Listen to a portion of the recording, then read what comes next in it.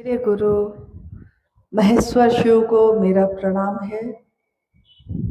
इस कालखंड के प्रथम शिव के शिष्य हम सबों के परम आदरणीय वरेण्य गुरु भ्राता साहब श्री के चरणों में मेरा प्रणाम है।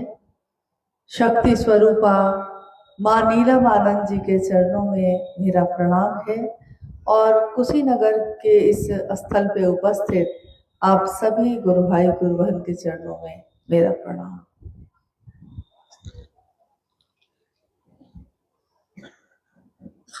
हम सबका सौभाग्य है कि आज अपने गुरु शिव के कार्य के निमित्त यात्रा के क्रम में कुशीनगर के इस स्थल पे आप सभी से मुलाकात हो रही है, भेंट हो रही है। महागुरु महादेव जिनको इस दुनिया ने अनेक उपाधियों से विभूषित किया है, जितने भी धरती का जितना भी कोना है, कण कण है उसका, आकाश है, क्षितिज है, चांद है, तारे हैं, यह धरती है, इस धरती के चर अचर सब के सब शिव ही है। परंतु उस शिव को इन आंखों से हम देख नहीं सके, कभी महसूस करते रहे, कभी देख न सके। हजारों साल का इतिहास जो उपलब्ध है वो बताता है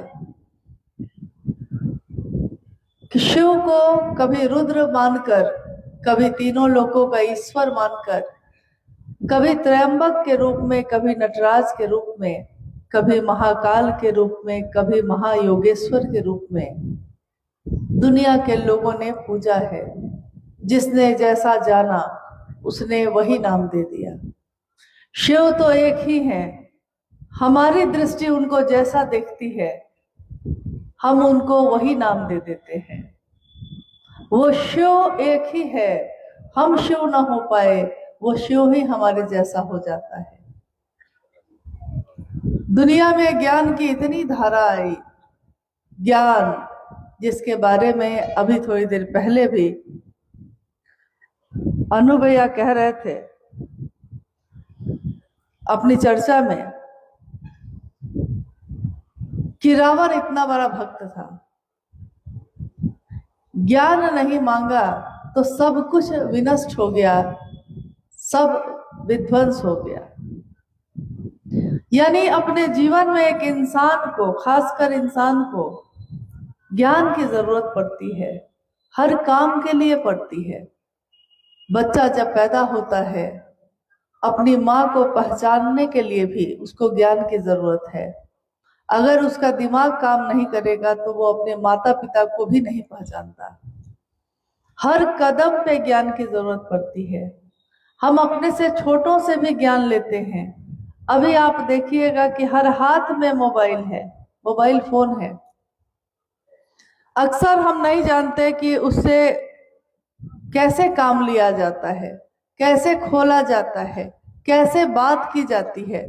तो हम अपने घर के बच्चों से भी पूछ लेते हैं, बउआ जरा बताओ कि फोन लगाना है कैसे लगाए, फोटो खींचना है कैसे खींचा जाता है।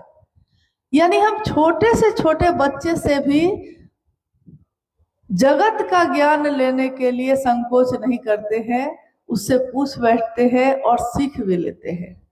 इससे में हमारा अहंकार आहत नहीं होता, हमारा अहंकार इससे घायल नहीं होता कि हम जगत की चीजों के लिए उम्र में किस स्तर का कोई है, लेकिन जैसे ही आध्यात्मिक ज्ञान की बात होती है तो हमारी आंखें आकलन करती हैं कि अरे ये बताएगा मुझको। जिसको पढ़ने लिखने नहीं आता, जिसने कभी शास्त्रों का अध्ययन नहीं किया है, जिसने कभी साधुओं की संगति नहीं की, वो मुझको क्या बताएगा। लेकिन महादेव का ज्ञान उतरता है तब शास्त्र आरेखित होते हैं, और महादेव का ज्ञान तो किसी में उतर सकता है। वो भेद नहीं करते। महादेव ने कभी भेद नहीं किया। महादेव ने न जाति बनाई, न धर्म बनाए, न वैमनस्यता बनाई, न नफरत बनाया। महादेव ने तो करुणा की बरसात की। महादेव ने तो सबको एक जैसा बनाया, मानव का मानव से प्रेम करना सिखाया। हम आकर भूल बैठे। हम जब महादेव को भूल बैठेंगे तब हम धर्म बनाएंगे, तब हम संप्रदाय बनाएंगे, तब हम बांटना शुरू करेंगे। जातियों में, जातियों में भी जातियों में, कुल में, गोत्र में, नक्षत्र में, देश में, राज्य में, जिला में, यानी क्षेत्रों में भी। यानी बांटते बांटते जब हम अपने पिता से कोई संपत्ति पाते हैं और सोचते हैं कि 4 भाई है, बांट लेते हैं, 4 भाइयों में बांट दिया, अब उनके बेटों में बांटेंगे, अब उनके भी बेटों में बांटेंगे, तो बांटते बांटते एक दिन बांटने को कुछ भी बाकी नहीं रहता है। तब क्या होता है? तब महादेव एक ऐसी बयार लाते हैं, एक ऐसी हवा चलती है जो इन सारी चीजों को एक कर देती है। यानी एक दिन शिव जीव बना, एको हम बहुश्याम। शिव एक है, उन्होंने सोचा कि मैं एक से अनेक हो जाऊं, तो एको हम बहुश्याम, एक से अनेक हुए, शिव से जीव बना। और अब जीव फिर से शिव बनने की यात्रा में है। मनुष्यात्मा का उस परमात्मा से एक हो जाना ही आध्यात्मिक उत्कर्ष कहलाता है। आध्यात्मिक उत्कर्ष का अर्थ होता है कि आध्यात्म की जो दुनिया है उसमें हमारा मन ऊर्ध्वमुखी हो, ऊपर की तरफ बढ़े, संकीर्णताओं से मुक्त हो जाए, ईश्वर से मिलने की चाहत करे। इंसान से मिलते मिलते वो ईश्वर से मिलने लगता है। इतने साधु संत, इतने प्रवचन, इतने सत्संग, इतने कथा वाचनों के सुनने के बाद भी इंसान में इंसान के लिए प्रेम न हो सका। इतने आंदोलन हुए, इतनी क्रांतियां हुई, लेकिन मानव का जागरण नहीं हो सका। और जब इस कालखंड में एक बालक का जन्म होता है जिनको दुनिया ने नाम दिया साहब हरिंद्रानंद, दुनिया ने ही शिव को नाम दिया, दुनिया ने ही साहब को साहब कहा है। और उन्होंने एक ऐसी हवा चलाई, एक ऐसी ज्ञान की धारा चलाई जिसमें जितनी पतली पतली धाराएं थीं सब की सब मिलते चली गई। शिव का ज्ञान महासमंदर है और दुनिया की सारी ज्ञान की धाराएं उसमें मिलती चली जाती हैं और वो शिव से जाकर मिल जाती है। इसी का परिणाम है आज जो शिव शिष्यता की व्याप्ति है। वो शिव शिष्यता की व्याप्ति, जब हम उसकी पृष्ठभूमि की बात करते हैं, जब हम उसकी व्याप्ति की बात करते हैं, जब हम उसके उद्देश्य की बात करते हैं, तो शिव शिष्यता की व्याप्ति में आपने थोड़ी देर पहले अलग अलग लोगों से या कभी भजन के माध्यम से ये सुना कि साहब हरिंद्रानंद जी इस दुनिया में उनका जन्म होता है सिवान जिले में, 31 अक्टूबर को होता है, 1948 साल चल रहा है और धीरे धीरे वो बड़े होते हैं। लेकिन आज जब भी हम पूछते हैं किसी से कि आपने शिव को गुरु बनाया है, अभी 2 दिन पहले एक व्यक्ति जो मुझको बिहार में मिले, उनके हाथ में कंगन था। मैंने पूछा आप भी शिव के शिष्य हैं? उन्होंने कहा हाँ। मैंने पूछा उनसे क्या आप साहब को जानते हैं जिनके कारण हम शिव शिष्य हो सके? उन्होंने कहा ये कौन है, मैंने नहीं सुना कभी। यानी जिसने दिया उसी को भूल गए। जैसे महादेव ने दिया तो महादेव को भूल गए और जब किसी ने महादेव से मिलवाया तो उसी को भूल गए, उसी के बारे में नहीं जानते। मुझको जानते हैं, आपको जानते हैं, अरे हम ही हम हैं तो क्या हम हैं। और तुम ही तुम हो तो क्या तुम हो। अगर वो उसको न जान सका जिसने शिव शिष्यता से मिलाया है, जिन्होंने जागरण किया है शिव शिष्यता का, व्यक्ति के मानसिक और आध्यात्मिक तल का, व्यक्ति के मानसिक मन के स्तर पे आज जागरण हुआ है। ये आध्यात्मिक तल पे मन जब जगता है तो मन सूक्ष्म होता है। सूक्ष्माति सूक्ष्म सत्ता से मिलने के लिए सूक्ष्म चीजों से ही मिला जा सकता है। महादेव से मिलने के लिए भाव स्तर पे ही संपर्क हो सकता है। महादेव को गुरु बनाने के लिए विश्वास या अविश्वास दोनों चलेगा, परंतु अगर हम चाहते हैं जुड़ाव हो जाए, एक रिश्ता बन जाए, तो ये रिश्ता बनाने के लिए भाव जरूरी है। ये भाव होगा कैसे? क्योंकि अभी आपने लगातार सुना कि 3 सूत्रों के बारे में सुना। 3 सूत्र करते क्या है? ये 3 सूत्र हमको करना क्यों है? किसके कहने से कर रहे हैं और इसका परिणाम क्या होगा? थोड़ा आइए हम लोग उस पर रोशनी डालते हैं, जितना भर मेरा सामर्थ्य है, क्योंकि सामर्थ्य महादेव का असीम है, हमारी आपकी सीमा है।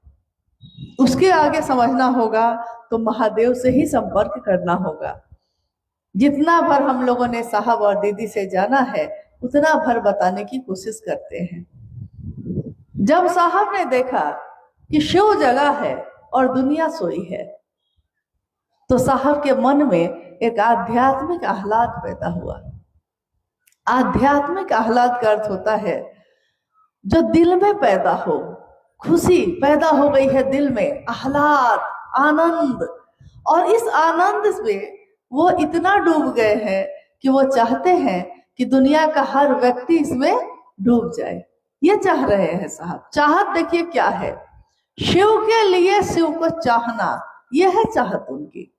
और जब आध्यात्मिक आह्लाद पैदा हुआ तो उन्होंने देखा कि दुनिया के लोग तो महादेव के लिए सोए हुए हैं, लोगों के दिल में महादेव है, महादेव का बीज है, परंतु वो बीज चुपचाप एक कोने में पड़ा हुआ है। सबके दिल में भाव प्रकट है, लेकिन किसके लिए? सबके दिल के भाव प्रकट है, मेरा पति, मेरी पत्नी। पति का भाव है, पत्नी का भाव है। मेरी माँ, मेरे पिता, यहाँ पुत्र का भाव है, पुत्री का भाव है। मेरा भाई, बहन का या भाई का भाव प्रकट है। दुश्मन, मेरा दुश्मन, दुश्मन का भाव भी प्रकट है। मेरा मित्र है, मित्रता का भाव भी प्रकट है। तो साहब श्री देख रहे हैं कि ये इंसान जो है, इंसानों की ये जो दुनिया है, इसमें दुनिया के, जगत के सारे भाव प्रकट हैं, परंतु शिव के लिए कोई भाव प्रकट नहीं है। तो उन्होंने देखा कि आखिर ये शिव का भाव कहाँ छिप के बैठा है जो प्रकट नहीं हो रहा। उन्होंने अपने जीवन की अनुभूति से, जिसमें सिंहेश्वर मधेपुरा में महादेव ने मात्र उनके इतना कहने से कि बुढ़ऊ इज्जत रखी है, प्रसाद ग्रहण कर लिया, तो साहब ने कहा कि महादेव की दया ही सब कुछ है। उन्होंने अपने जीवन के 1974 में जब उन्होंने शिव को गुरु माना, उस समय से लेकर 1986-82 तक में जो चीजें घटित हुई थी, देखा था, उस आधार पर उन्होंने कहा कि सब कुछ किया जा सकता है, परंतु अगर आप दुनिया की मदद करना चाहते हैं, अगर आप लोगों का कल्याण करना चाहते हैं, अपना भी दूसरों का भी, तो इसमें शिव मदद करते हैं, बहुत ज्यादा मदद करते हैं। तो उन्होंने पहला सूत्र बनाया। पहला सूत्र क्या है? सबको ही को पता है। पहला सूत्र क्या है, जिसमें हम क्या बोलते हैं? मन ही मन अपने गुरु शिव से हम बोलते हैं। क्या बोलते हैं? दया मांगना बोलते हैं, बस इतना ही बोलते हैं। कभी भी पूरी की पूरी बात सुनिए, कभी भी पूरी बात समझिए, पहले सूत्र में हम क्या बोलते हैं? बोलिए आप लोग, क्या बोलते हैं? मन ही मन की बात हो रही है। तो मन ही मन आप हम कहते हैं, हे शिव आप मेरे गुरु हैं, मैं आपका शिष्य हूं, मुझ शिष्य पर दया कर दीजिए। यही कहते हैं, हे शिव आप मेरे गुरु हैं। आप किसके हैं? दुनिया के हैं, जगत गुरु हैं, महागुरु हैं, गुरुओं के गुरु हैं।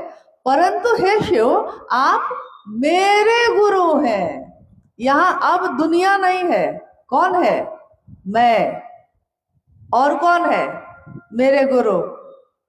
तो मैं और मेरे गुरु, मैं अपने गुरु शिव से ये कह रही हूं, हे शिव आप मेरे गुरु हैं, मैं आपका शिष्य हूं। ये मैं जो है, ये मैं कौन है?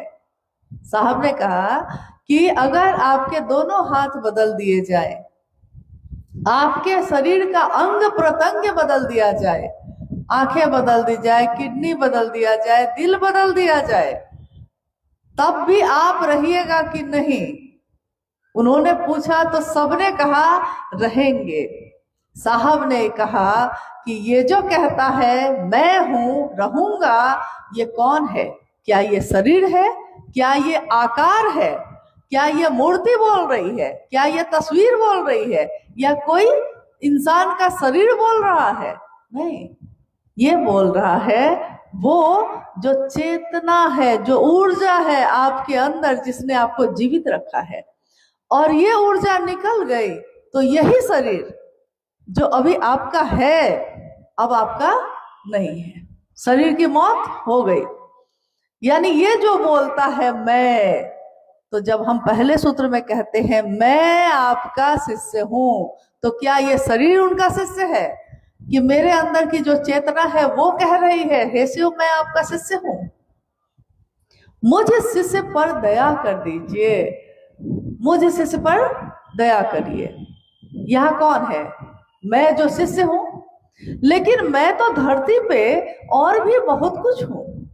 मैं किसी की बेटी भी हूं, मैं किसी की बहू हूं, मैं किसी की बहन, किसी की मित्र, किसी की पत्नी, किसी की भाभी, किसी की चाची, न जाने क्या क्या हूं, बहुत कुछ हूं। लेकिन यहां मैंने शब्द का प्रयोग ये नहीं किया है। मैंने नहीं कहा है कि मैं अमुक व्यक्ति की बेटी हूं, मुझ पे दया कर दीजिए। मैंने कहा है, हे शिव आप मेरे गुरु हैं, मैं आपका शिष्य हूं, मुझ शिष्य पर दया करिए। यानी यहाँ एक रिश्ता मैंने बनाया है शिव से सीधे, और कहा है कि मैं आपकी शिष्य हूं। ये जो कह रहा है मैं हूं आपका शिष्य, ये वो चेतना है, वो अंश है जो शिव का ही है, लेकिन दुनिया में अलग अलग दिख रहा है। कोई इसमें है, कोई इसमें है, कोई इसमें है। जैसे कोई चांदी का दिया है, कोई सोने का दिया है, कोई मिट्टी का दिया है, और अगर तीनों दिया को ढक दे और पूछे आपसे कि इन तीनों की रोशनी को सिर्फ देखिए और रोशनी को देखकर बताइए कि दिया चांदी का है, सोना का है कि मिट्टी का है, तो आप कैसे बताइएगा? दिया यानी शरीर अलग अलग हो सकता है, परंतु उसकी रोशनी, उसकी चेतना, उसकी ऊर्जा एक ही है, जो शिव से निकली है और शिव में मिलेगी।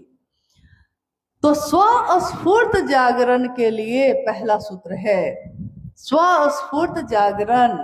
यानी मेरे दिल में किन लोगों के लिए है ये पहला सूत्र किन लोगों के लिए है? शिष्यानुभूति ये कहती है, साहब की लिखी हुई 1990 की पुस्तक कहती है कि शिव के शिष्य बनने के लिए जो जिज्ञासु हैं, जो चाहते हैं कि मैं शिव का शिष्य बनूं, या जो शिव के शिष्य हैं, उन लोगों के लिए स्वस्फूर्त जागरण के लिए मेरे दिल में, मेरे मन में शिव का जो बिया है, लेकिन वो भाव प्रकट नहीं है, ये भाव प्रकट हो जाए, इसके लिए पहला सूत्र है। तो जब हम मन में बार बार ये कहते हैं तो एक दिन क्या होता है, मन पे निशान पड़ता है। जैसा अभी अनु भैया आपको कह रहे थे कि कुएं के मुंडेर पे एक नाजुक सी रस्सी, पतली सी रस्सी, रसरी आवत जात है, सिल पे परत निशान। रसरी पतली सी है, आई है और गई है, पत्थर तो कठोर है, सबसे कठोर तत्व है, लेकिन निशान किसका पड़ा, पत्थर का कि रस्सी का, रस्सी का, क्योंकि वो बार बार आई है और गई है, बार बार फेरा गया है उसको। तो जिस तरह उस मन पे हम बार बार ये कहते हैं, हे शिव आप मेरे गुरु हैं, मैं आपका शिष्य हूँ, मुझ शिष्य पे दया कीजिए, मन से, मन की गति बहुत तेज है, बहुत तेज। सबसे तेज गति दुनिया में किसकी है, मन की। अभी हम बैठे हैं यहाँ और अभी अगर हम जाना चाहे अमेरिका, जा पाइएगा कि नहीं, मन से तो चले जाइएगा।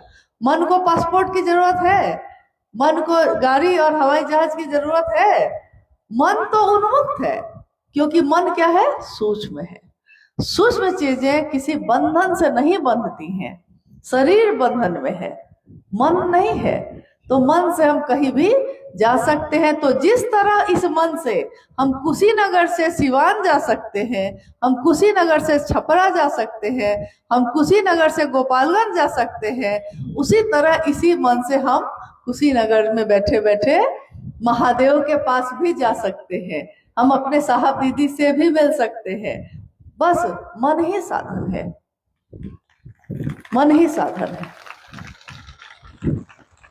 तो इसका परिणाम, पहले सूत्र का परिणाम क्या है, उसका परिणाम, उसका रिजल्ट ये है कि मेरे मन में क्या होता है, शिव का भाव, शिव के शिष्य का भाव क्या हुआ, अब प्रकट हो गया, प्रकट हो गया। इससे पहले तो नहीं था प्रकट। जब प्रकट हो गया तब हम कर रहे हैं शिव की बात, यानी शिव की चर्चा। दूसरा सूत्र, गुरु आदेशित कर्म। 1986 में बेगूसराय की धरती पे साहब के मन ने सुना था उस आवाज को। उन्होंने कहा कि कान सुनते हैं, लेकिन मैंने तो, मेरे मन ने सुना है क्या, कि जो तुम करते हो तुम दूसरों को करने के लिए नहीं कहते। और एक लंबी बातचीत चलती है, उसका परिणाम है दूसरा सूत्र, गुरु का आदेश, गुरु आदेशित कर्म। गुरु का आदेश ही शिष्यों के जीवन की आधार भूमि है, शिष्य का जीवन ही है उस पे। गुरु ने जो आदेश दिया है वही शिष्य का धर्म भी है, वही शिष्य का कर्म भी है। गुरु आदेशित कितने उदाहरण हैं, कितनी कहानियां, कितनी कथाएं हैं। बौद्ध धर्म की धरती है ये, बहुत सारे धर्म, बहुत सारी धाराएं आई हैं। उसमें एक जैन संप्रदाय हुआ, वो बना ही था इस बात पे कि एक गुरु हुए उसके। एक बार क्या हुआ कि एक व्यक्ति गरीब शरीफ एकदम आया और उसने कहा कि मैं आपका शिष्य बनना चाहता हूँ। गुरु उस समय बहुत भीड़ में थे, बहुत सारे शिष्यों ने घेर रखा था उनको। तो गुरु ने कहा कि अभी जाओ ना, बाद में आना। लेकिन वो खड़ा रहा, बार बार कहता रहा कि मैं आपका शिष्य बनना चाहता हूं, आदेश करिए। अंत में गुरु ने थक कर सोचा कि पीछा तो छोड़ेगा नहीं, तो उन्होंने कहा कि ऐसा करो कि जाओ, उस आंगन में धान रखा हुआ है, धान कुटो। शिष्य चला गया और आश्रम बड़ा था, काफी शिष्य थे। तो इतनी भीड़ भाड़ में फिर गुरु को याद ही नहीं आई उस शिष्य की।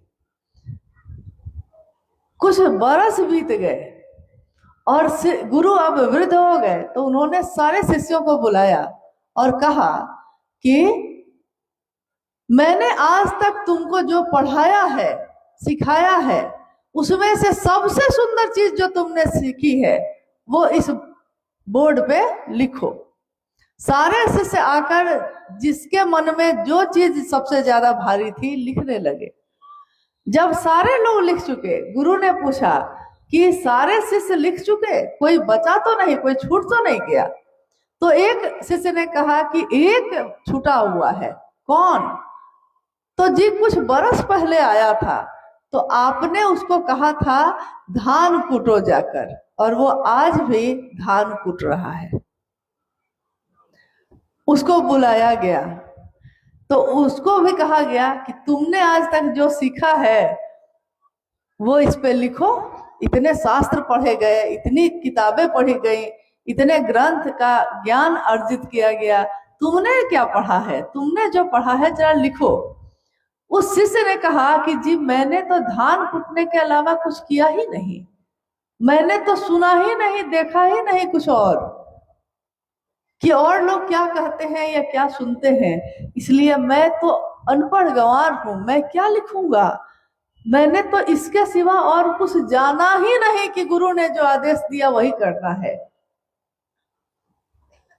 और उसने धान कुटो ही लिखा, गुरु का आदेश लिखा, गुरु का आदेश जो है वो लिखा। उस नाम पे ही वो पूरा संप्रदाय बन गया और गुरु के गद्दी पे भी वही बैठा, जबकि सब बड़े ज्ञानी ज्ञानी थे। यानी गुरु के सामने ज्ञानी बन के नहीं जाना है, गुरु के सामने गुरु आदेश अनुसार हम कर सके ये बन के जाना है।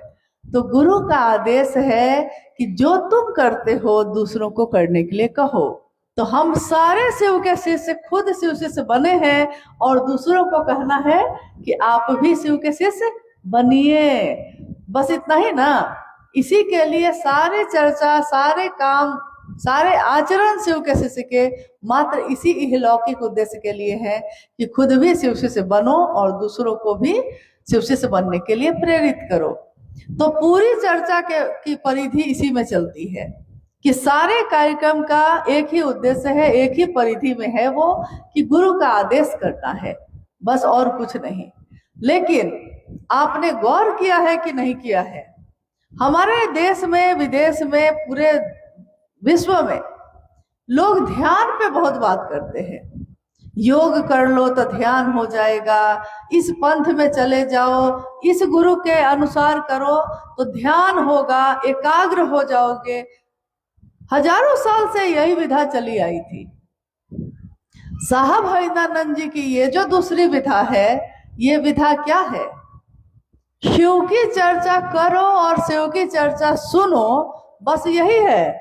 लेकिन दया मांगना, शिव की चर्चा करना और नमन करना, ये तीनों काम ही करते करते हमारा मन इतना अब ध्यान में है कि नींद में भी शिव दिखाई देते हैं। आंख खुलती है तो शिव का ही ध्यान होता है, आंख बंद होती है तो शिव का ही ध्यान होता है। ध्यान की अनुपम विधा है ये दूसरा सूत्र। शिव की शिष्यता, शिव की चर्चा, शिव की चर्चा ध्यान की अनुपम विधा है। सारे योग, सारे कर्म, तंत्र, मंत्र, यंत्र, सारी चीजों की परिधि इसी परिधि के अंदर है, इससे बाहर कुछ भी नहीं है। तो हमने क्या छोड़ा? घर छोड़ दिया, गृहस्थी छोड़ी है, बाल बच्चों को छोड़ा है, खेत में खेती लगाना छोड़ा है, कुछ भी नहीं छोड़ा है। दुकान चलाना छोड़ा है, गाड़ी चलाना छोड़ा है, कपड़ा पहनना छोड़ा, कुछ भी नहीं छोड़ा है। बस क्या किया है? महादेव को अपने जीवन में ले आए। महादेव मेरे जीवन में आए और सब शिवमय हो गया। मेरा पहनना, मेरा खाना, मेरा उठना, मेरा बैठना, मेरा हंसना, मेरा बोलना, सब शिव हो गया। देखिए ध्यान की कैसी विधा है ये। हमने अलग से कोई प्रयास नहीं किया। ये कब हो गया? जैसे हमारा बच्चा ही हमारी आंखों के सामने बड़ा होता है और हमको पता नहीं चलता है। मेरी आंखों के सामने ही तो बच्चा अभी पैदा हुआ था, 18 साल का हो गया। दिन रात तो देखा है आपने अपनी आंखों से, कहाँ पता चला बउआ बड़ा कैसे हो गया? पौधा लगाया था छोटा सा, इतना विशाल पेड़ बन गया, कहाँ पता चला कि कैसे ये पेड़ बड़ा हो गया? इन आंखों से सूक्ष्म चीजों की जो बढ़त है, वो दिखाई नहीं देती। तो हमारे दिल में जो सूक्ष्म चीज बढ़ रही है, गहरी हो रही है, महादेव का भाव जो गहरा हो रहा है, वो इन आंखों से दुनिया को दिखाई नहीं देती। दुनिया को दिखाई देती है इस चीज से कि शिव के शिष्य का आचरण क्या है, उसकी बोली कैसी है। वाणी ऐसी बोली है कि मन का आपा खोए, औरों को शीतल करे आप भी शीतल होए। ऐसी बोली क्यों नहीं बोलते? क्योंकि महादेव की बोली तो करुणा की बोली है। गुरु अपने शिष्य को अपने जैसा बनाते हैं, तो जब शिव गुरु होंगे तो शिष्यों को क्या बनाएंगे? अपने जैसा बनाएंगे। तो शिव की शिष्यता का दूसरा सूत्र, ध्यान हटता ही नहीं है। अब शिव ही ध्यान में है, बाकी चीजें हल्की हो गई हैं और महादेव भारी हो गए हैं। अगर तराजू लेकर भी बैठिएगा तो दुनिया की सारी चीज एक पलड़े पे रख दीजिए और बस महादेव को एक पलड़े पे रख दीजिए। मेरा महादेव जो है उसको रखिए और देखिए कि पलड़ा किसका भारी है? किसका भारी है? महादेव का। हाँ, तीसरा सूत्र यानी महादेव को प्रणाम करना, ये हम क्यों करते हैं? शिष्यता के भावांतरण के लिए तीसरा सूत्र है। शिष्यता का भावांतरण। भावांतरण का अर्थ होता है ये बात जो अभी तक मेरे विचार में थी, ये विचार, ये जो हमको सूचना मिली है कि शिव गुरु हैं, हम भी बन सकते हैं, ये विचार है, टूट सकते हैं। परंतु अगर ये टिका रह गया, अगर विचार एक ही दिशा में घनीभूत होते रहे, अगर विचार एक ही दिशा में एकाग्र होता रहा, चलता रहा लगातार, तो वो भाव में बदल जाता है। भाव भी अगर गहरा होता गया तो प्रेम में बदल जाता है। विचार, भाव, प्रेम तीनों मन की ही अवस्था है। जैसे पानी की अवस्था होती है वाष्प, भाप, पानी और बर्फ, पानी की ही अवस्था है, वैसे ही मन की अवस्था है विचार, भाव और प्रेम। जब यह प्रेम में बदल जाए, इसके लिए शिष्यता के भावांतरण के लिए विचार घनीभूत होकर भाव बन जाए, मेरा शिष्य भाव बन जाए, इसके लिए महादेव को बार बार प्रणाम करिए। प्रणाम का अर्थ ही होता है अपने शरीर को, अपने मन को झुकाना। प्रणाम कैसे करते हैं हम लोग? या तो पांव छू के करते हैं, या तो हाथ जोड़ के करते हैं, या तो पूरा साष्टांग लेट कर करते हैं। तो जब हम प्रणाम करने के लिए जाते हैं, चाहे किसी विधि से करें, हमारा शरीर भी झुकता है और उसके साथ अगर मन नहीं झुका तो प्रणाम करने का कोई अर्थ नहीं है। क्योंकि अक्सर हम लोगों को प्रणाम करते हैं, लेकिन जब वो चले जाते हैं सामने से तो तुरंत ही उनकी शिकायत शुरू कर देते हैं कि बहुत दुष्ट आदमी है। तो दूसरा पूछता है क्यों प्रणाम किए थे तब? अरे गांव के चाचा हैं, करना पड़ता है। यानी गांव के चाचा है तो आपने हाथ जोड़कर प्रणाम कर दिया, परंतु हमारा मन झुका नहीं। तो तीनों सूत्र एक विशेष उद्देश्य की पूर्ति के लिए किए जाते हैं। और ये विशेष उद्देश्य, मूल उद्देश्य क्या है? आप अपने घर से आए, हम भी अपने घर से आए, ये भी जो बैठे हैं अपने घर से आए, सब अपने अपने घर से आए। तो सबके अपने अपने घर से यहाँ आने का कोई उद्देश्य होगा ना। आज का एक विशेष उद्देश्य होगा। क्या है? कि हमारा महादेव का काम का संगोष्ठी है, बैठक है, तो हम लोग बैठ के इस पे विचार करेंगे कि कैसे करें और आगे कैसे बढ़े। एक विशेष उद्देश्य के लिए सबने मदद ली, सवारी की, यानी सहायता ली किसी न किसी की। कोई मोटरसाइकिल से आया, कोई ट्रेन से, कोई गाड़ी से, कोई पैदल। तो ये जो यहाँ पहुंचे हम, ये सहायक है। सहायक है मतलब मदद ली हमने, सवारी की मदद ली, सहायता ली, परंतु पहुंचना हमको कहाँ था? यहाँ। तो जब हम तीनों सूत्रों की मदद लेते हैं, तीनों सूत्रों की सहायता लेते हैं, सहायक क्रिया है ये कहते हैं। तो मूल क्रिया क्या है? किस मूल क्रिया के लिए हम ये तीनों काम करते हैं? सब कोई कर रहे हैं, बरसों बरस से कर रहे हैं, लेकिन बिना ये जाने कर रहे हैं कि इसको करके क्या होगा। क्या मशीन की तरह कर रहे हैं? सब कर रहे हैं इसलिए हम कर रहे हैं कि जानकर करेंगे कि इसका परिणाम क्या होगा। शिव का शिष्य का अस्थाई शिष्य भाव हो जाए।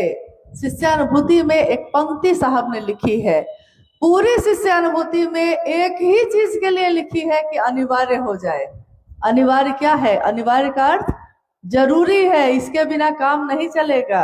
अस्थाई शिष्य भाव हो जाना, शिष्य का अस्थाई शिष्य भाव हो जाना ही इन तीनों कामों को करने का उद्देश्य है।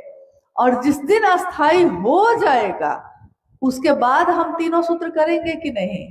तब भी करेंगे, क्योंकि साइकिल चलाने के लिए, सीखने के लिए जो तरीका अपनाया जाता है, साइकिल सीख लेने के बाद भी तरीका वही रहता है, चलाने का तरीका नहीं बदलता है। अब तीनों सूत्र महादेव के लिए कृतज्ञता ज्ञापित करती है कि नहीं? क्या हम जो तीनों सूत्र करते हैं तो महादेव के लिए हम कृतज्ञ हैं, महादेव का एहसान मानते हैं इसलिए कर रहे हैं? और अगर इसके लिए कर रहे हैं तो तीनों सूत्र करने से ये हो जाएगा कि नहीं? ये आज की जिज्ञासा है। आपने लिख के नहीं दी होगी, पता नहीं दी है कि नहीं दी है, लेकिन एक जिज्ञासा है कि ये तीनों सूत्र करते हैं ना हम लोग सुबह से रात तक, तो महादेव के लिए कृतज्ञता है या नहीं? एक गुरु भाई ने एक बार साहब से ये जिज्ञासा रखी। साहब ने उत्तर दिया कि अगर वो कामना लेके करता है, यानी शिव को गुरु तो बना लिया है, लेकिन उसके मन में कामना है यही कि अगर मेरी संतान होगी तब हम महादेव को गुरु मानेंगे, और मान लिए हैं तो तीनों सूत्र कर भी रहे हैं इसी के लिए, लेकिन मन में है कि संतान के लिए कर रहे हैं। कोई कहता है मेरी बेटी का शादी हो जाता इसलिए महादेव को गुरु माने हैं, महादेव की दया होगी बेटी की शादी हो जाएगी, तीनों सूत्र भी करेंगे, करते हैं, कहते भी हैं कि हम करते हैं। तो क्या तीनों सूत्रों को करना कृतज्ञता मानी जाएगी? नहीं मानी जाएगी। लेकिन परिणाम सुंदर होंगे, मतलब रिजल्ट मिलेगा, परिणाम होगा, बेटी की शादी हो जाएगी, संतान हो जाएगा। क्या ऐसा है जो नहीं होगा? किम न सिद्धते भूतले, इस भूतल पे ऐसा क्या है जो शिव चाहे तो न होगा? लेकिन ये कृतज्ञता नहीं मानी जाएगी। कृतज्ञता तब मानी जाएगी जब बिना किसी कामना के, बिना किसी स्वार्थ के हम शिव के लिए ये तीनों सूत्र करेंगे। और यही किया था साहब हरिदानंद जी ने। उन्होंने शिव के लिए शिव को चाहा, शिव से नहीं चाहा। शिव से चाहते रहे हैं हम लोग हमेशा, शिव को चाहा। से और को का ही अंतर है। शिव से चाहा, शिव को चाहा। तो शिव को चाहा तो जब शिव मेरे हो जाएंगे तो पूरी दुनिया मेरी होगी कि नहीं होगी? जो महादेव का है सब मेरा। जब महादेव मेरा तो महादेव की सारी चीजें भी मेरी। आज की ये संगोष्ठी, ये बैठक जो रखी गई है, इसमें हम लोगों ने देखा है कि आसपास के जिले के भी बहुत सक्रिय गुरु भाई गुरु बहन भी शामिल हैं। कुशीनगर के लोग ज्यादा संख्या में शामिल हैं। और हम सब का उद्देश्य यही है कि जो काम हम अपने जीवन में कर रहे हैं उसकी चमक दिखे इस दुनिया में, ये रोशनी दिखे। हमसे ऐसा काम हो सके महादेव का कि लोग देखें आपको, हमको तो कह दे, बोल बैठे, खुद ब खुद बोल बैठे कि महादेव का चेला हो तो ऐसा हो। अभी एक गुरु भाई है ना, मुन्ना जी, जो भजन गा रहे थे, गुरु भी लाजवाब है और चेला भी लाजवाब है। यानी गुरु जो होगा वो अपने शिष्य को भी वैसा ही बनाएगा, उससे कम नहीं बनाएगा, उससे ज्यादा बनाएगा। क्या नहीं है महादेव? भारत इस भूमि में जहां हम आप रहते हैं, भारत की इस भूमि में जब भी महादेव की बात हुई है, शिव ये शब्द गूंजा है, तो शिव शब्द के साथ ही शिव के अनेक स्वरूप भी गूंजते हैं। शिव केवल एक सत्ता का एक रूप नहीं है, शिव एक ऐसा तत्व है जो कण कण में है, शिव जिनकी इच्छा मात्र से ये सृष्टि बनी, ये हमने अपने शास्त्रों में पढ़ा सुना है। शिव जिनकी चाहत से ये दुनिया सृजित हो रही है, रहती है, टूट जाती है। यानी हम पैदा भी होते हैं तो महादेव की दया है, रहते भी हैं तो उस महादेव की दया से, और एक दिन हमारे इस जीवन का लय हो जाता है, ये भी उस महादेव की दया का ही रूप है। जिसने भेजा है वो फिर वापस तो बुलाएगा ही। शिव जीव बना है तो जीव एक दिन शिव बनेगा ही। शिव ने इच्छा की, शिव की इच्छा में बल है, मेरे और आपके इच्छा में भी बल है। हम इच्छा करते हैं परंतु हमारी इच्छा कुछ देर के बाद टूट जाती है। शिव की इच्छा में इतना बल है, इतना बल है कि शिवेच्छा बलि यसी। शिव की इच्छा में इतना बल है कि मात्र एक इच्छा का प्रतिफल है ये दुनिया। शिव ने एक इच्छा की, एको हम बहुत श्याम, मैं एक हूं अनेक हो जाऊं। और शिव की इस इच्छा में इतना बल है कि जैसे ही इच्छा हुई और ये सृष्टि बनने लगी। अब शिव की इच्छा शुरू हुई है, सृष्टि का सृजन शुरू हो गया। शिव की इस इच्छा ने तरंगों का रूप लिया है और आकाश बना, हवा बनी, अग्नि बनी, जल और पृथ्वी। सबसे स्थूल चीज कहा गया पृथ्वी को, और सबसे सूक्ष्म है आकाश। 5 तत्वों से ये दुनिया बनी। 5 तत्वों से ही हर इंसान या इस दुनिया की कोई भी रचना बनी। स्वाभाविक है कि जिसकी इच्छा का प्रतिफल होगा ये दुनिया होगी, तो इस इच्छा में वो शिव भी होगा। इसीलिए इस सृष्टि के कण कण में शिव है, कण कण में महादेव है। परंतु क्या हम इन आंखों से, जो हमारी आंख है, जो हमारी 5 ज्ञानेंद्रियां हैं, हम उस महादेव को इन आंखों से देख सकते हैं?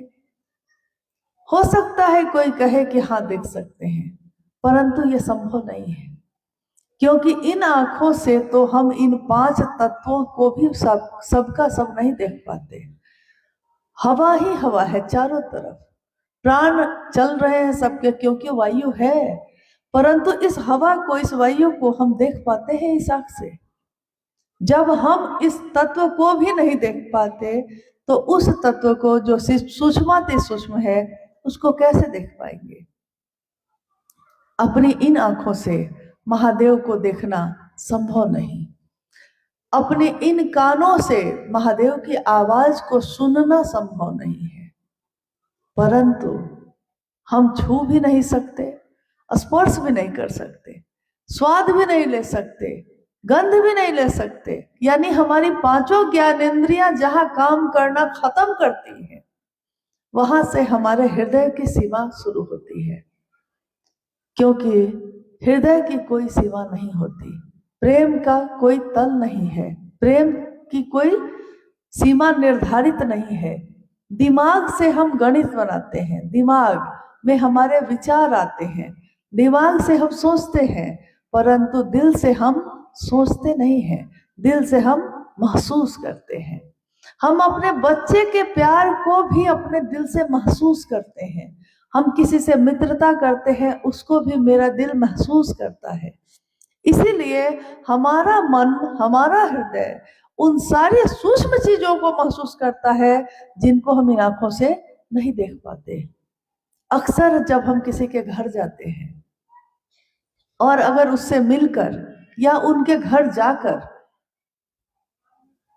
हालांकि उनके घर जब आप जाते हैं तो वो आपका बड़ा सत्कार करते हैं, भोजन बनाते हैं, आपको खिलाते हैं, बात भी करते हैं बैठकर, परंतु आपका हृदय ये महसूस कर लेता है कि भाव नहीं है।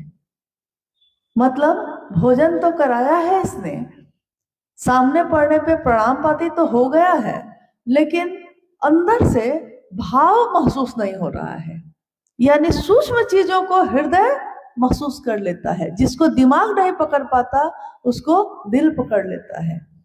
तो दोबारा हम उसके यहाँ जाना नहीं चाहते, कोई कहता है कि चलिए ना, उस दिन तो उसने आपका बड़ा सम्मान किया था। लेकिन आप समझ जाते हैं, हम समझ जाते हैं, और हम कहते हैं कि नहीं, भाव नहीं था भैया। जहां भाव ही ना हो तो वहां जाकर क्या करेंगे।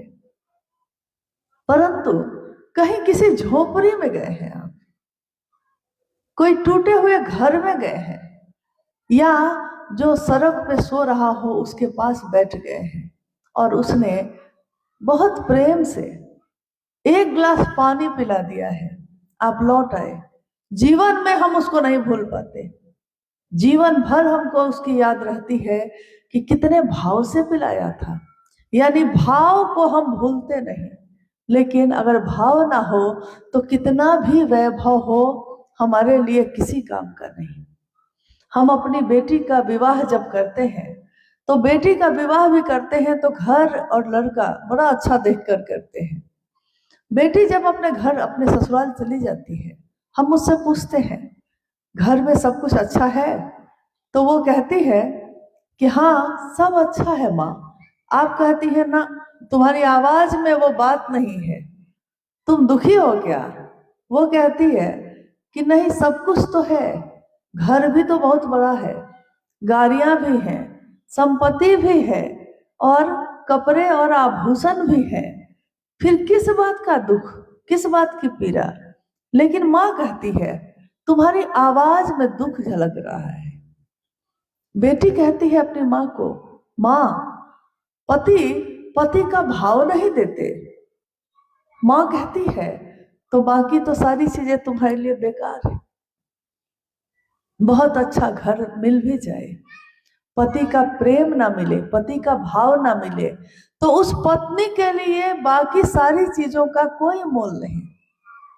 इसी तरह वो शिव सूक्ष्माति सूक्ष्म सत्ता है, प्रत्यक्ष अप्रत्यक्ष सारी स्थितियां परिस्थितियां शिव की ही है।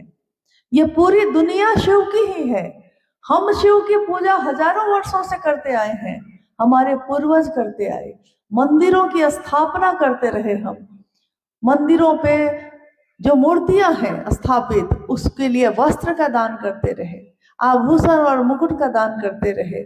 हम फल और फूल लेकर, जल लेकर और पुष्प लेकर उस मंदिर में जाते रहे, शिवलिंग पे, शिव की शक्तियों पे चढ़ाते रहे। लेकिन महादेव ने कहा सब कुछ तो है, भाव नहीं है, तो ये सारे कर्म कांड, ये सारे आयोजन व्यर्थ हो जाते हैं अगर उसमें भाव ना हो। यानी किसी भी रिश्ते में भाव के बिना कुछ नहीं हो सकता। तो जब हम शिव को गुरु बनाने की बात कहते हैं तो शिव को गुरु बनाते समय हो सकता है भाव हो सकता है भाव नहीं हो, दोनों स्थितियां हो सकती हैं। विश्वास हो या विश्वास नहीं हो, यह भी हो सकता है, क्योंकि हम इंसान ही तो हैं। कभी किसी पे विश्वास होता है और कभी किसी पे विश्वास नहीं होता। शिव को अपना गुरु बनाने में हो सकता है विश्वास नहीं भी हो, तब भी अविश्वास में भी या विश्वास में भी अगर हम ये कहते हैं हे शिव आप मेरे गुरु हैं, मैं आपका शिष्य हूँ, मुझ शिष्य पर दया कर दीजिए, अगर ये बात हमारे मन से निकलती है, सिर्फ मुख से नहीं, बोली से नहीं, अगर ये हमारे मन से निकलती है, तो याद रखिएगा मन की आवाज बहुत तीव्र होती है, बहुत तेज होती है। मन की गति इतनी तेज होती है कि अभी यहाँ बैठे बैठे आपने सोचा और आप दुनिया के किसी भी कोने में जा सकते हैं। मन से, शरीर से जाने में समय लगेगा। यहाँ इस अगरतला में आज ये शिव गुरु कार्यक्रम हो रहा है, हमारे गुरु शिव का ये कार्यक्रम हो रहा है, परंतु रांची में बैठे बैठे भी कितनी बार मन से तो हम लोग यहाँ आ ही चुके हैं, शरीर से आने में समय लगा। मन से हमारे साहब, हमारे वरेण्य गुरु भ्राता तो उसी दिन अगरतला में आ गए थे जिस दिन उन्होंने कहा था कि हॉल में कार्यक्रम करना, मैं आऊंगा। इसलिए शिव के शिष्यता में जब ये कार्यक्रम आज यहाँ पहली बार इस तरह से हो रहा है, तो उसमें हमारे साहब के साथ हम लोग सब उपस्थित हैं। महादेव इन आंखों से दिखाई नहीं देता, तो महादेव हृदय से महसूस होता है। साहब और दीदी भी इन आंखों से दिखाई नहीं देते, क्योंकि उनके शरीर में अब वो उपलब्ध नहीं है। परंतु साहब और दीदी को हम सभी शिव शिष्यों का हृदय उससे भी तेज गति से अनुभव करता है, जिससे हमारे आसपास के शरीर से उपस्थित लोग होते हैं। हम उससे भी ज्यादा उनको अपना नजदीक समझते हैं, जितना नजदीक मेरे बगल में बैठा व्यक्ति भी नहीं होता, क्योंकि ये तो हृदय की बात है, मन से मन के जुड़ाव की बात है। शिव की शिष्यता अप्रतिम है। अप्रतिम का अर्थ होता है एक ऐसी प्रतिमा जिसके जैसी कोई दूसरी प्रतिमा नहीं है। इसलिए शिव के अनेक स्वरूप पूजित हुए। शिव महाकाल है, शिव महाअघोरेश्वर है, शिव योगियों के योगी, योगियों के भी गुरु, आदि योगी है, आदि गुरु है। शिव क्या नहीं है? शिव भोला है, शिव शंकर है, क्या नहीं है? यहाँ तक कि शास्त्रों ने भी लिखा कि ज्ञान विच्छेद तू शंकरात, ज्ञान देने के कारण तू शंकर कहलाता है। तुम त्रिभुवन गुरु वेद बखाना, तुम त्रिभुवन के गुरु हो, ये वेद भी बखान करते हैं। संभवे गुरुवे नमः, शंभो तुम गुरु होने के कारण प्रणाम करने योग्य हो, हम आपको प्रणाम करते हैं। आप गुरु हैं, हम आपको प्रणाम करते हैं। जगत गुरु, विश्व गुरु, आदि गुरु शिव। उस शिव की पूजा करते करते हमारा मन कभी उन तक नहीं पहुंच सका, परंतु जब हमने साहब श्री का दिया हुआ ये संदेश सुना, ये तीनों सूत्रों को सुना और अपने जीवन में उतारा, तो हमारा मन धीरे धीरे इस बात को समझने लगा कि शिव के सिवा मेरा अपना इस दुनिया में कोई नहीं है। जहां से हम आए हैं लौटना वही है। ठीक उसी तरह जिस तरह हम अगर रांची से आए हैं तो अगरतला में मेरे गुरु भाई गुरुवान है, लेकिन इसके कारण है क्योंकि शिव मेरे गुरु है। अगर शिव मेरे गुरु ना होते तो यहाँ मेरे गुरु भाई गुरुवान भी ना होते, क्योंकि मूल कारण कौन है? यहाँ रहते हुए भी मुझको अभी भी याद है कि मेरा मूल कारण इस स्थल पे उपस्थित होने का क्या है? महादेव। और महादेव किस कारण से मेरे लिए मूल कारण हो गए? साहब और दीदी। साहब ने बताया। आज दुनिया में कोई कहीं भी इस बात को लेकर जाता है, यहाँ नॉर्थ ईस्ट में आज तक जितने भी गुरु भाई या गुरुवान आए होंगे, आपसे ये संदेश लेकर ये कहने कि शिव गुरु हैं, आप उनके शिष्य बन जाइए। आप में से कोई अगर ये इस प्रश्न का उत्तर देना चाहे तो दे सकता है कि क्या ये बात उसकी अपनी थी? हम तो डाकिया थे, आज भी डाकिया है। संदेश किसी और का, साहब का, और पता भी आपका, उनका, इनका, और संदेश किसका? साहब श्री का। पहुंचाने वाले हम में से कोई भी हो सकते हैं, परंतु शिव शिष्यता का मालिक हमेशा महादेव है।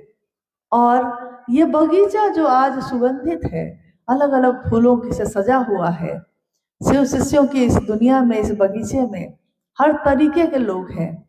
कोई गुलाब के फूल की तरह सुगंधित भी है, तो कोई ऐसा भी है जो सुंदर तो है लेकिन उसमें सुगंध नहीं, ऐसे भी हैं। परंतु ये बगीचा तो साहब दीदी का लगाया हुआ है। इस बगीचे के हर फूल की रखवाली बागवां बनकर, माली बनकर वो खुद करते हैं। और हमको, आपको, सबको उन्होंने एक जिम्मेदारी दी कि ये जो मेरा बगीचा है, इस बगीचे के हर फूल की रखवाली करना, ये हम सबकी जिम्मेदारी है। फूल की रखवाली करना मतलब तेज हवा से बचाना, बर्फीली तूफानों से बचाना, गर्मी से बचाना, और खाद और पानी देते रहना, ताकि ये लहलहाते रहे, खिलते रहे, सुगंध फैलाते रहे। ये सुगंध किस चीज की है? ये शिव की शिष्यता की है। शिष्य भाव मेरे आपके अंदर प्रकट हो जाए, ये संदेश भी इसी के लिए है। परंतु अक्सर हम ये संदेश पहुंचाते पहुंचाते भूल जाते हैं कि ये संदेश तो मेरा था ही नहीं। हम खुद मालिक बनना चाहते हैं, लेकिन हम तो कुछ इसके एक फूल है, मालिक कैसे बन सकते हैं? मालिक तो महादेव है। बगीचे का फूल बगीचे का मालिक नहीं बन सकता। हाँ, वो अपनी सुगंध से अपने पूरे परिवेश को, अपने आसपास के माहौल को सुगंधित कर सकता है, लेकिन उसका मालिक नहीं है। ये तो वो है जिसने बीज भेजा था, तो इस बीज से ये पौधा निकला है। परंतु बीज भी किसी और का, निकला भी तो वो उस पे भी अधिकार किसी और का। मेरा आपका कैसे होगा? अगरतला की इस धरती पे कुछ सालों से, कुछ वर्षों से महादेव की बात चल रही है। आज हमारे आपके बीच मुझको जैसी सूचना भी मिली कि कुछ गुरु बहन आई हैं गुवाहाटी से भी और कुछ शिलोंग से भी आई हैं। मुझको याद है कि जब भी साहब ने महादेव की बात बढ़ाने की बात की, उन्होंने सब पे विश्वास किया, सब पे। शायद आप में से बहुत लोगों ने सशरीर साहब श्री का दर्शन किया होगा, या बहुत ऐसे होंगे जिन्होंने उनको शरीर में भी कभी देखा नहीं, उनसे इस तरह कभी मिले नहीं होंगे। परंतु आज मैं आपको ये बताती हूँ कि साहब शिव के शिष्य हरिंद्रानंद जी ने, क्योंकि शिव के शिष्य हरिंद्रानंद जी को ही हम साहब कहते हैं, हमारे शिव शिष्यों के साहब एक ही हैं। हमारी दीदी भी, अगर हम कहते हैं दीदी, इसका अर्थ है कि हम लोग दीदी नीलम आनंद जी के बारे में बात कर रहे हैं। बाकी सब दीदी हैं, गुरु बहन हैं, गुरु भाई हैं, तो हम दीदी भैया ही कहते हैं, परंतु सबके अपने अपने नाम हैं। जब हम कहते हैं साहब, यानी ये साहब हरिंद्रानंद जी की बात हो रही है। जब हम कहते हैं दीदी, तो दीदी नीलम आनंद जी की बात हो रही है। और उनके जैसा प्रेम देने वाला, उनके जैसा परवाह करने वाला इस धरती पे हम लोगों ने इससे पहले कभी देखा नहीं। हर व्यक्ति खुद से जोड़ना चाहता है, और साहब किससे जोड़ना चाहते हैं? महादेव से। हर व्यक्ति अपने पीछे चलाना चाहता है, साहब किसके पीछे चलाना चाहते हैं? महादेव के। क्योंकि इसके लिए हृदय बड़ा होना चाहिए। जगत गुरु शिव के शिष्य का हृदय इतना बड़ा होता है कि वो जानते हैं कि मेरे साथ आप आइए या ना आइए, महादेव के साथ रहिएगा तो भेंट होती रहेगी। और एक ही परिवार तो हम लोग हैं। शिव शिष्यों का ये परिवार जो है, ये एक ही तो परिवार है। इसका हर सदस्य इस परिवार का एक हिस्सा है, परंतु ये परिवार बनाने वाले एक ही हैं, साहब और दीदी। शिव के नाम के साथ इस परिवार को बनाने वाले। और महादेव के चर्चा जो आज हर जगह हो रही है, यह चर्चा तब एकदम बेनूर बेरंग हो जाती है अगर उसमें भाव ना हो।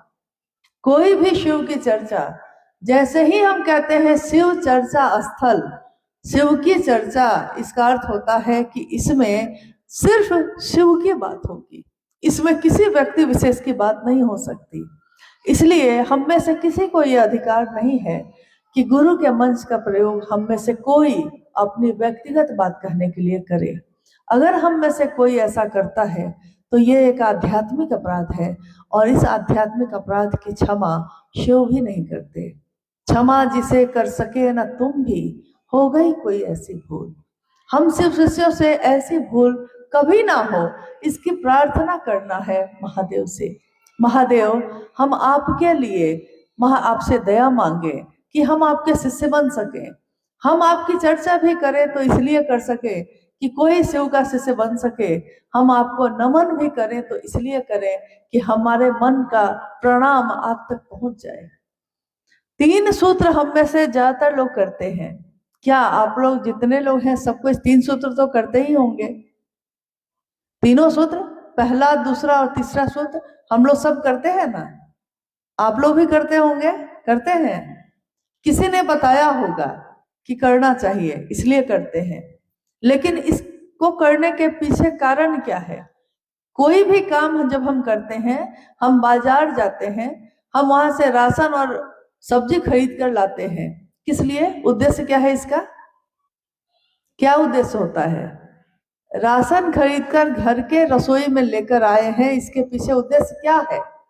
भोजन बनाना। यही उद्देश्य है ना? नहीं, भोजन बनाना ही नहीं, भोजन खाकर किसी की भूख खत्म हो जाए, किसी का तृष्णा, किसी की भूख समाप्त हो जाए, ये होता है राशन खरीदने का उद्देश्य। ये है तो पृष्ठभूमि हो गई राशन खरीदना, भोजन बनाना हो गया व्याप्ति, यानी आज जो भोजन बन रहा है ये काम हो रहा है। लेकिन इस भोजन बनाने का उद्देश्य भी होता है कि जब तक वो किसी के मुख से जाकर उसके पेट की क्षुधा को नष्ट ना करे तो इस भोजन का कोई अर्थ नहीं है। हम में से कोई ना कोई बीमार होता है और डॉक्टर के पास जाता है। डॉक्टर के पास जाने से हम कहते हैं कि डॉक्टर को दिखाना जरूरी है। डॉक्टर को दिखाने के पीछे भी एक उद्देश्य होता है, कि विशेष उद्देश्य होता है ना। डॉक्टर को दिखाने गए हैं, डॉक्टर इलाज करेंगे, जांच करेंगे, दवा देंगे, लेकिन ये दवा खाकर इसका उद्देश्य क्या होगा? उद्देश्य ये है कि मरीज की बीमारी खत्म हो जाए, ये डॉक्टर का उद्देश्य होगा। दवा देना उसका उद्देश्य नहीं होता। सिर्फ दवा खाकर बीमारी खत्म हो जाए, जड़ से खत्म हो जाए, ये डॉक्टर का उद्देश्य होता है। तो जब साहब श्री ने कहा कि शिव मेरे और आपके गुरु हो सकते हैं, तो शिव को गुरु बनाने के पीछे साहब श्री का उद्देश्य क्या है? क्योंकि शिव की शिष्यता की पृष्ठभूमि बताती है कि साहब ने शिव को गुरु कैसे बनाया। अभी आपने सुना है, अगर गौर से सुना होगा तो सुना है आपने।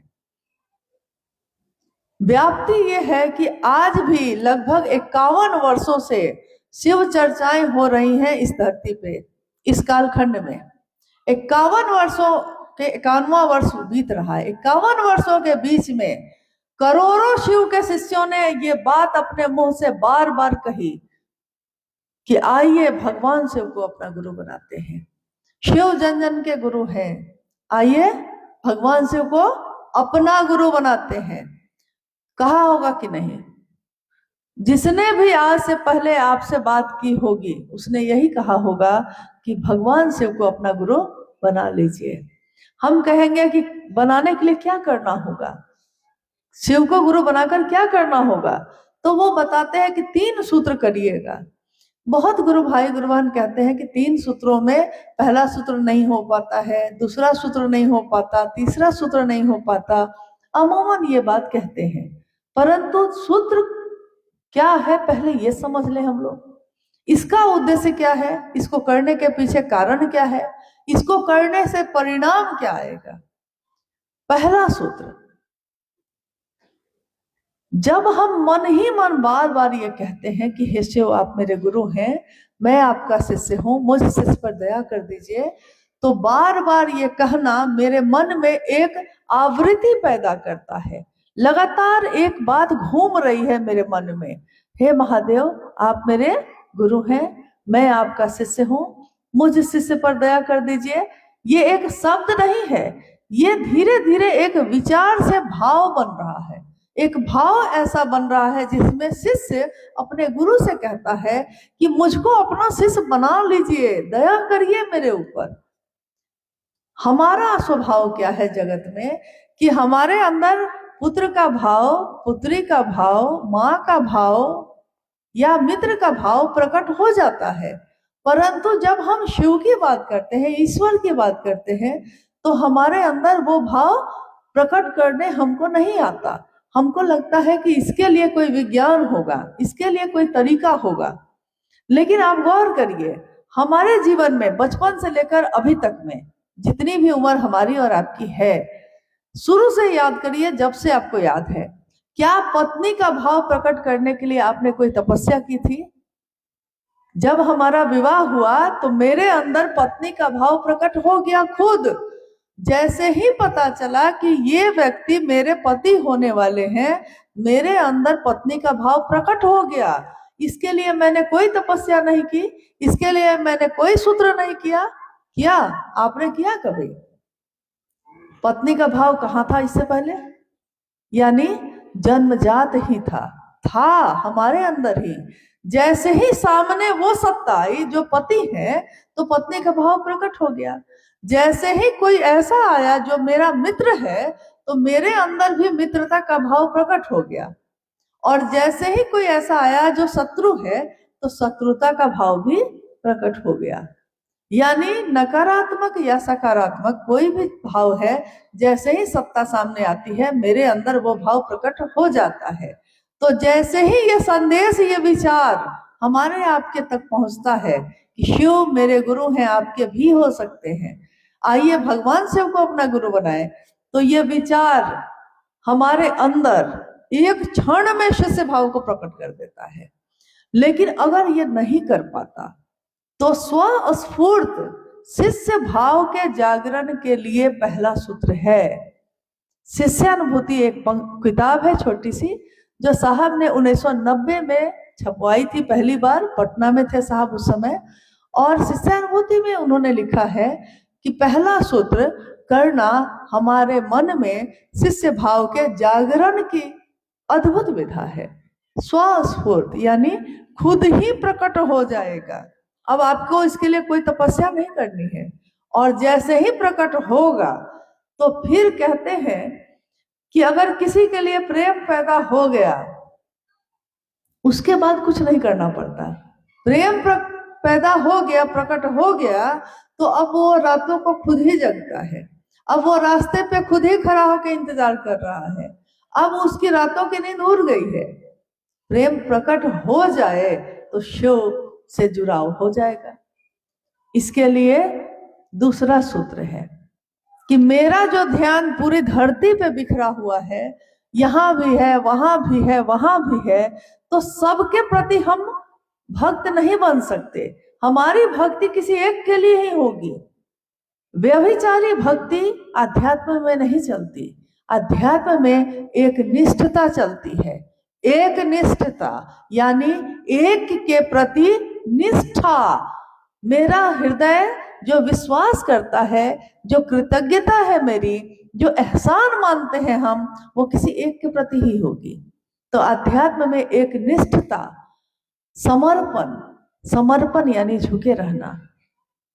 तो बताइए, शिव मेरे गुरु हैं आज, इसके लिए हमको किसके प्रति एक निष्ठता रखनी चाहिए? अगर ये प्रश्न आया तो आपका जवाब क्या होगा? किसके प्रति रहना चाहिए? बहुत धीरे बोल रहे हैं, लगता है डरते हैं क्योंकि यहाँ भय किससे है? किससे भय है? अगर आपको लगता है कि कोई व्यक्ति कुछ कर लेगा, तो याद रखिएगा कि तांत्रिकों के तांत्रिक भी हमारे गुरु शिव हैं, और हमारे गुरु शिव से बड़ी ताकत किसी के अंदर नहीं है। महादेव से न बिगड़ जाए मेरा नाता, चिंता इसकी करिए। व्यक्ति से बिगड़ जाएगा तो कोई दिक्कत नहीं है, वो तो ऐसे भी बिगड़ना ही है। जिंदगी भर कोई किसी के साथ नहीं रहता, जिंदगी भर कोई किसी का साथ नहीं देता।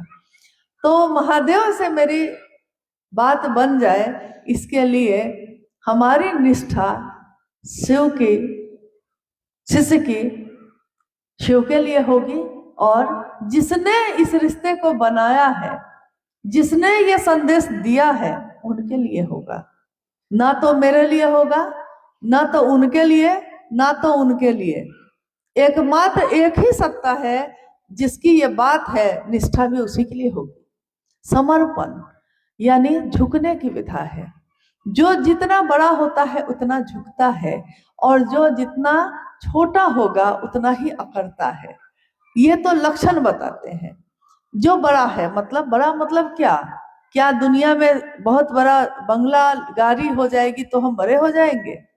नहीं, दुनिया में इसका आकलन होता है, परंतु आध्यात्म की धरती पे आकलन होता है कि आपका स्वभाव शिव भाव में बदला कि नहीं। स्वभाव मतलब स्वभाव हमारा है कि हम जगत में किसी के लिए नफरत रखते हैं, किसी के लिए प्रेम रखते हैं, लेकिन शिव भाव की शिखर की तलहटी में आते ही हमारा ये सारा स्वभाव शिव भाव में बदल जाता है, और सारी संकीर्णता तिरोहित हो जाती है।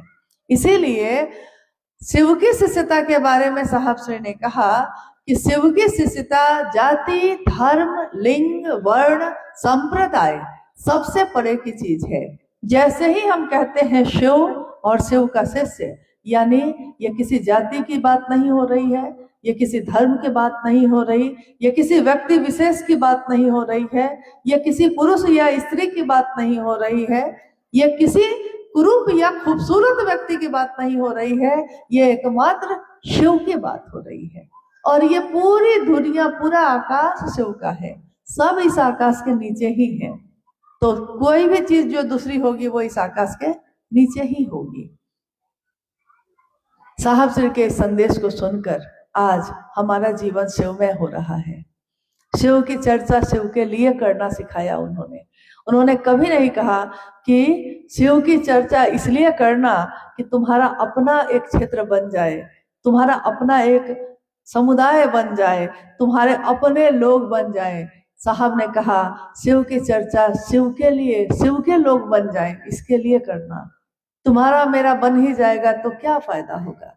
कितनी बार ऐसा हुआ कि चर्चा कर रहे हैं साहब, बोल रहे हैं, और हम लोग जो बैठे हैं तो हम लोग का भी नाम लेने लगे उसमें। उन्होंने कहा कि कोई मेरा, साहब चर्चा कर रहे हैं और साहब कह रहे हैं कि कोई मेरा आदमी बन गया, कोई इनका बन गया, कोई उनका बन गया, कोई उनका बन गया, कोई महादेव का क्यों नहीं बना। मैं हमेशा यही सोचता हूँ। तो लोगों के जाने के बाद साहब हमेशा हंसते और कहते कि आप लोग का नाम लिए हैं तो आप लोग को दुख नहीं ना हुआ है। तो हम लोग कहते हैं कि जी नहीं, आपके मुंह से किसी भी तरह नाम निकला यही बड़ी बात है। तो साहब ने कहा कि देखो तुम लोग छोड़ के भागोगे नहीं, ये मैं समझ गया हूँ, इसलिए तुम लोग का नाम ले लेता हूँ, क्योंकि अगर सामने वाले का नाम लेता तो वो छोड़कर भाग जाता नहीं, क्योंकि उसको तो लगता है कि मेरा नाम लेके कह रहे हैं कि मेरा आदमी बन गया, बुरा लग जाएगा उसको। भाई आपको बुरा न लगे, लेकिन अगर यहाँ पे मेरे 500 लोग हो ही जाएंगे तो क्या हम शिव से बड़े हो जाएंगे? क्या हम साहब दीदी से बड़े हो जाएंगे? और इससे हमको क्या हासिल होगा? लेकिन अगर वो सारे के सारे लोग शिव के बन जाएंगे तो मेरे भी रहेंगे। ऐसा थोड़ा ही है कि शिव के बन जाएंगे तो हमको छोड़ देंगे, उनको छोड़ देंगे। जो शिव का बनेगा वो सबका होगा, क्योंकि उसका स्वभाव अब शिव भाव की तरह बदल गया। महादेव सबके लिए झुकते हैं, महादेव सबके लिए करुणा बरसाते हैं। महादेव को दुनिया ने क्या दिया था? जब समुद्र में मंथन हो रहा था तो मंथन में हलाहल विष निकला। इतने देवी देवता हैं, धरती पे इतने लोग हैं, आकाश में इतने लोग हैं, लेकिन जब हलाहल विष निकला तो उस हलाहल का पान किसने किया था? अच्छा, महादेव ने किया था, ये पता है ना आपको? महादेव ने किया। क्यों? महादेव कह सकते थे ना, क्यों मेरे ही पास लाया विष? क्या मैंने तुमको विष दिया हमेशा? तो मेरे पास विष लेकर क्यों आए तुम? महादेव कह सकते थे कि नहीं? लेकिन उन्होंने नहीं कहा। साहब ने अपनी चर्चा में कहा एक बार कि महादेव आपकी किस्मत में विष ही लिखा था तो विष ही न मिलेगा, और क्या मिलेगा? तो महादेव को विष दिया लोगों ने, लेकिन इसके बदले में महादेव ने क्या दिया दुनिया को? विष दिया, अमृत दिया। तो जो शिव का शिष्य होगा उसको कोई विष दे सकता है, लेकिन वो किसी को विष नहीं दे सकता। आप मुझसे नफरत कर सकते हैं, लेकिन मैं आपसे नफरत कैसे करूं? दुनिया आपको नहीं देखना चाहे, आप दुनिया को कैसे नहीं देखिएगा? क्योंकि आपने तो शिव का नाम लिया है, और महादेव की तो सारी दुनिया है। एकमात्र महादेव की सत्ता ऐसी है जहां देवता और राक्षस दोनों बैठे दिखते हैं। अभी तक कथाओं में, कहानियों में हम लोगों ने यही सुना हमेशा कि जब भी कोई किसी कष्ट में पड़ा, जब भी किसी को कोई दिक्कत हुई, तो लोग दौड़ के किसके पास गए? अंत में दौड़ के किसके पास गए? महादेव के पास। चाहे वो कोई देवी हो, चाहे वो कोई देवता हो, चाहे वो राक्षस हो, चाहे वो इंसान हो, जब अंतिम उपाय खोजता है तो वो महादेव के पास चला जाता है। लेकिन अंत में जाता है, पहले ही चला जाता तो कितना अच्छा होता। लेकिन वो पहले सबके दरवाजे खटखटाता है, और एक दिन जब टूट जाता है तब महादेव के दरवाजे आता है। लेकिन आपने किसी कहानी में भी सुना है कि महादेव किसी के पास दौड़ के गए हो? कभी सुने हैं किसी से कोई कहानी में कि महादेव दौड़कर किसी के पास गए, किसी देवी के पास, किसी देवता के पास? नहीं सुना। तो इस लिहाज से सबसे ज्यादा अहंकार तो महादेव को होना चाहिए था, लेकिन वो तो करुणावतारम है, तो महादेव को तो अहंकार नहीं हुआ ना। उन्होंने तो सबको अमृत दिया और भोला कह के हमने पुकारा। जो तीनों लोगों का अधिपति है, जो सबको वैभव संपत्ति देने वाला है, जो नटराज है, जो महाकाल है, जो कालों का भी काल है, और एक नाम उसका भोला है, तो हम कहते हैं भोला है वो, क्योंकि भोला बन के बैठा है वो भोला है नहीं, भोला बन के बैठा है। क्योंकि अगर महादेव का, तो एक कहावत है कि और देवी देवता के दौरा दौरी और महादेव के घुसकुनिया। कहावत का अर्थ है कि और लोग दौड़ेंगे तब कहीं जाके यहाँ से वहां पहुंचेंगे, और महादेव बस खिसक जाते हैं तो यहाँ से पता नहीं कहाँ पहुंच जाते हैं। तो महादेव का वार तो कोई सह नहीं पाएगा, इसलिए महादेव पे सारे लोग वार करते हैं। महादेव अगर वार कर दिया तो कोई सह नहीं पाएगा इसको, इसलिए महादेव कभी वार नहीं करते। ये त्रिपुरा की धरती है, और ये त्रिपुरा की धरती बसी थी, और इसका नाम ही रखा गया था त्रिपुर सुंदरी देवी के नाम पे। त्रिपुर सुंदरी शिव की 10 महाविद्याओं में से एक महाविद्या का नाम है, और क्योंकि उनमें लक्ष्मी सरस्वती के भी रूप हैं, तो इस कारण से भी त्रिपुर कहा जाता है। शिव की शक्तियों के रूप आपने देखे होंगे, डरावने हैं, यानी एकदम काला रंग, वर्ण काला है, जीभ काली है, आंखें काली है, मतलब एकदम लाल चढ़ी हुई, जैसे कि रुद्र रूप है, जैसे उग्र रूप है, परंतु हृदय बहुत ही कोमल है। माँ काली का जितना भयंकर रूप है, उतना ही हृदय वो कोमल है उनका, क्योंकि रूप के अनुसार हृदय होगा ये संभव नहीं है, ये जरूरी नहीं है। इसलिए साहब श्री ने हमेशा कहा कि रूप पे मत जाइएगा, रूप किसी का डरावना हो सकता है, हृदय कोमल हो सकता है। अब तीनों सूत्रों को करते हैं हम लोग, सारे लोग करते ही होंगे। महादेव को गुरु भी बनाए हैं। साहब दीदी के बारे में भी आप लोगों ने सुना अभी, तो महादेव के बारे में जान ही गए कि शिव गुरु हैं। 3 सूत्र करने से हमारा मन शिव के लिए जुड़ाव की स्थिति में हो जाएगा। लेकिन ये तीनों सूत्र करने के पीछे मूल कारण क्या है? क्योंकि ये तीनों सूत्र सहायक क्रिया है, सहायता करती है, मदद करती है हमारी एक मूल काम को करने में, एक मूल उद्देश्य की पूर्ति में। मतलब ये सारे जो आयोजन है हमने किए हैं, अगर हमने बैंड बाजा बुक किया है, हमने जो बाराती के ठहरने की व्यवस्था की है, ये सारा आयोजन किस लिए है? मूल कारण क्या है? कि बेटी का विवाह होना है। तो ये तीनों सूत्र जो हम करते हैं महादेव को गुरु बनाकर, इन तीनों सूत्रों का मूल उद्देश्य क्या है? शिष्य का अस्थाई भाव हो जाना, अस्थाई शिष्य भाव हो जाना ही इसका मूल उद्देश्य है। अब बताइए कि आपके तरफ से अगर कोई जिज्ञासा आया है तो हम लोग उस पर भी बात कर लेते हैं, लेकिन मेरे तरफ से एक ही जिज्ञासा है कि हमको लगता है कि आपको ये तो पूरी तरह स्पष्ट होगा कि शिव गुरु हैं, और शिव गुरु के शिष्य बनने में मदद करने वाले साहब और दीदी हैं। तो बाकी सारे लोग आते रहेंगे, जाते रहेंगे, आपके साथ कोई चल रहा है, आप किसी के साथ चल रहे हैं, ये होता रहेगा। लेकिन हमारी एक निष्ठता होनी चाहिए सिर्फ महादेव और साहब दीदी के लिए, जिनके कारण शिव शिष्य बन पाए हम इस धरती पे।